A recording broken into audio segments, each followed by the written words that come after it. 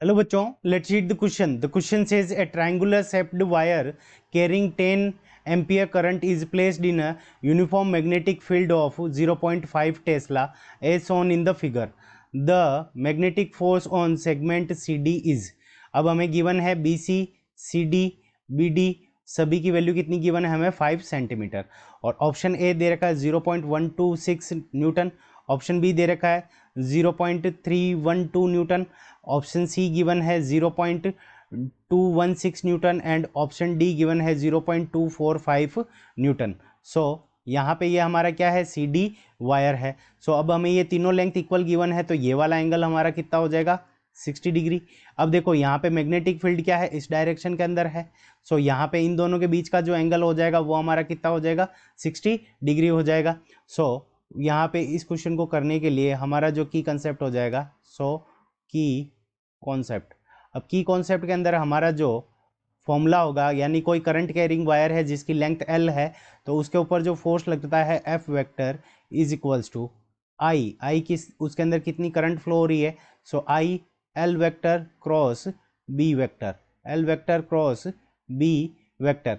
तो यहाँ से हमारे पास में आ जाएगी जो वैल्यू हो जाएगी वो क्या आ जाएगी, I L B sine theta.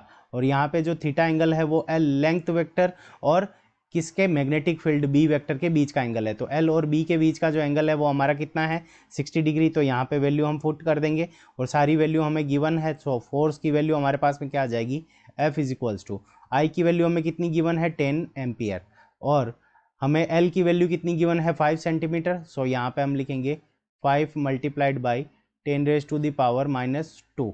और हमें मैग्नेटिक फील्ड कितना गिवन है, 0.5 टेस्ला. सो यहाँ से आ जाएगा 0.5.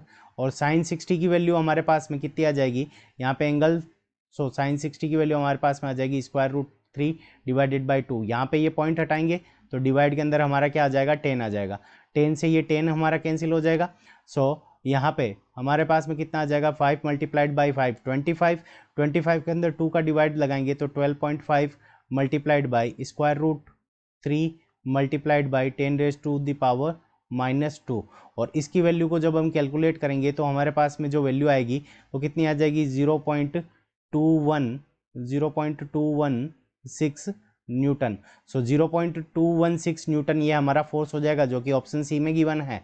सो option C is the correct answer of this question. I hope you understood it well. Best of luck. Thank you.